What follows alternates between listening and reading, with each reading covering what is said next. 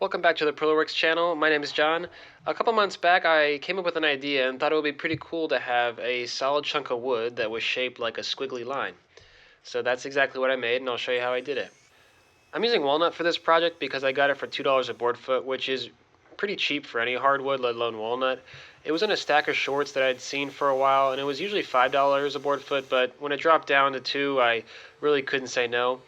It's a stack of shorts, so they're not in good condition. There's a ton of sapwood and knots, but it wasn't that big of a deal for a project like this.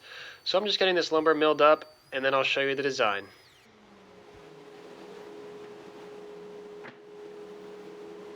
This is the initial sketch I did, which is on the back of a receipt, and I just used a blue highlighter because that's what I had closest to me when I came up with the idea.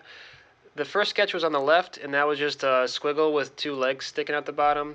Then I thought it would be cool to have a corner that would wrap around, so I came up with the one in the middle, and then I finally refined this professional sketch down to the one on the bottom right, and that's exactly what I went with.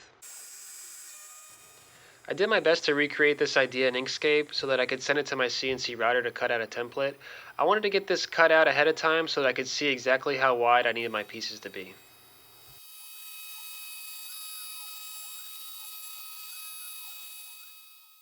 I got these ripped to about 4 1/4 and then cut 2 square ends on each piece.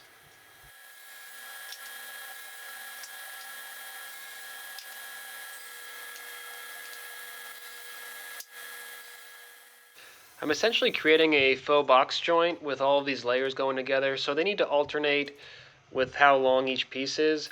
These are going to be joined with butt joints, and I'm just reinforcing them with a single 1/4 inch dowel, mostly for alignment purposes.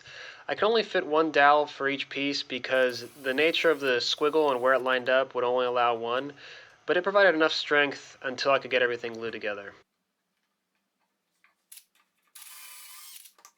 I spent some time pairing all these up, making sure that the grain looked nice and figuring out what I wanted on the outside, which pieces I wanted to hide on the inside. Then I could start getting them all glued up. I just needed a little bit of glue and I put the one dowel in, and I could use one single parallel clamp to get this all clamped up.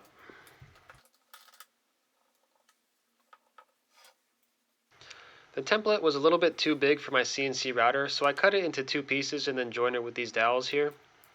This is the main reason I used 1/2 inch Baltic birch plywood instead of 1/4 inch. I just needed a little bit extra thickness so that I could fit those dowels in. My initial plan was to get all of these layers routed out in the shape of this template and then glue them together using some alignment pins that each one would have. I knew that I would somehow mess that up and it would be a huge glue up to do all at once, so I ended up doing it layer by layer. This made it take longer, but in the end I think it was the right decision. This was easily my least favorite part of the project. Each one of these layers took about 10 to 15 minutes to jigsaw, and that's just rough cutting it.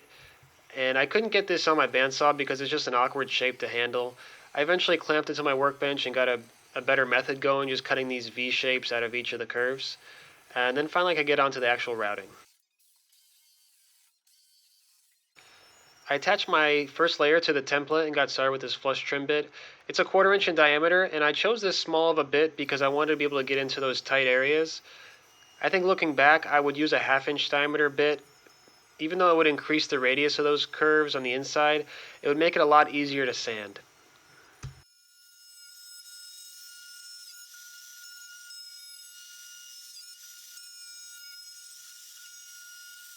With the first layer trimmed up, I can get the second one glued to it. This is one of the 4 alignment pins, and these pins made the glue ups a lot easier because I didn't have to worry about anything sliding around. Each one of these glue ups required about 28 to 30 clamps. I made sure to put one on each of the points of the curves and then plenty on the ends, just making sure that all of the gaps were closed and I had even squeeze out. I also learned pretty quickly that you don't need a ton of glue. I put a little bit too much in the first couple layers. It just gives you a lot more work as far as cleaning up, and if it's not completely dried and hardened, it can gunk up your router bit.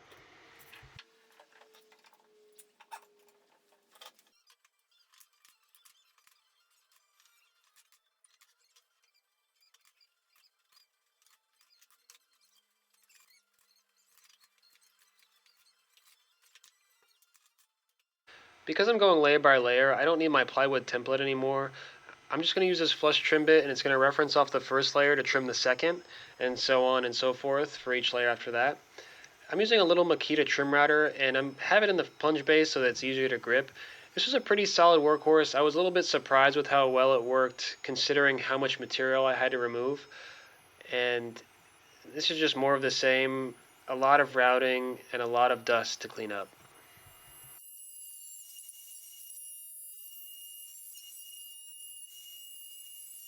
And here's the next glue up. I thought I used a little bit less glue, but I still had a ridiculous amount of squeeze out relative to what I would like for this type of project. It gave me a lot of cleanup to do before each routing session, which added a little bit more time to this project.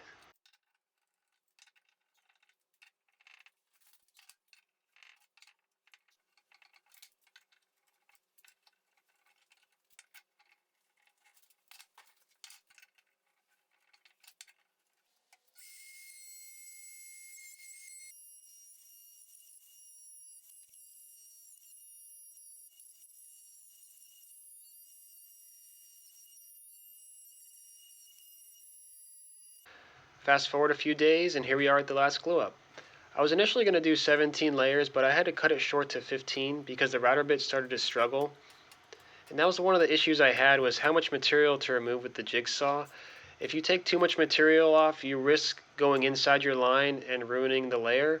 And if you don't take off enough, then the router has to take off a lot of extra material, which just makes it work that much harder. In the end, this router bit did its job, and I'll probably bury it in the backyard with a squiggle-shaped headstone or something. All of this routing was not without its own issues. There's not a ton of surface area for this router to sit on, and what happens is it's pretty easy for this thing to tip over, and I think next time I'll create a larger surface area with a bigger base plate on this router. Anytime the router tips over, the router bit can dig into the layer, and what happens is the next layer, your flush trim bit will reference off that mistake, just bringing that mistake up layer by layer, which just ended up adding a ton of sanding later on.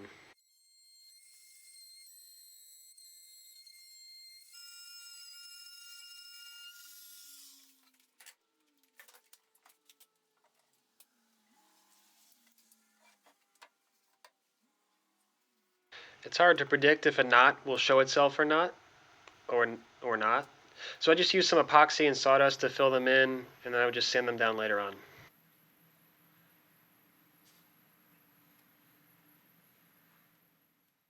And now it's time for a lot of sanding. All the sanding really made me miss my jigsaw.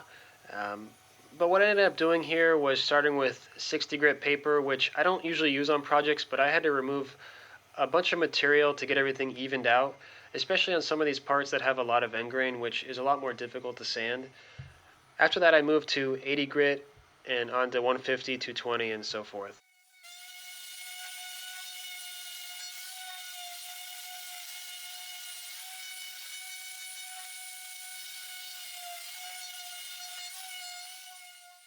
The hardest part about all this sanding was getting into the spots that the orbital sander couldn't reach, and that was pretty much all of these valleys. I had no choice but to sand across the grain with the 60 grit paper. It left a lot of lines and was really difficult to get rid of, even with the higher grit papers, so some of these lines are still visible, but it's something I had to settle for because I could only do so much sanding. I also added a 3/8 inch radius roundover to all the edges, and I thought this really transformed the piece into what I was initially envisioning. It made it look a lot lighter and a lot smoother.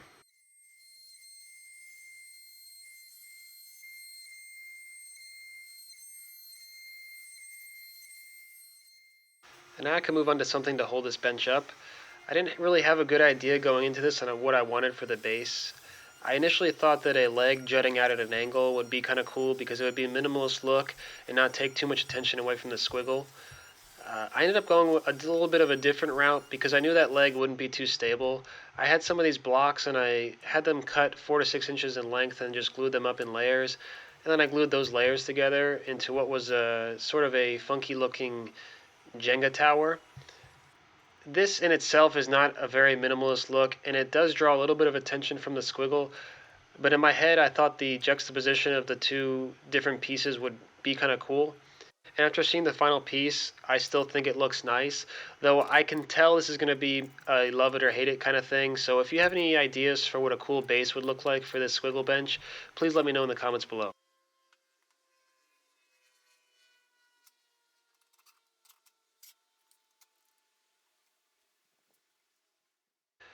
The challenge with any base on a piece like this is how do you attach it to a non-flat surface? So I came up with a solution using dowels, and I have this little template made so that they're spaced evenly and centered on the peaks of these little curves. Then I could use these dowel centers to transfer the marks to the base.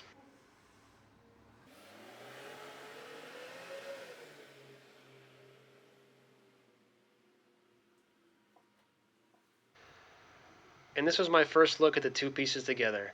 I was pretty pleased with this, though I did not glue these together because I wanted to have the option to separate them if I wanted to add a new base, and I don't want to do too much damage to the squiggle itself, which is also why I think this base is a good idea for now. As far as the finish, I just applied 3 coats of Danish oil. I had to use pretty heavy coats because a lot of the surface area on this piece is end grain, which soaks up a ton of finish. After each coat, I would dry it off with a clean paper towel, let it dry, and then apply the next coat. After that, it was pretty much done.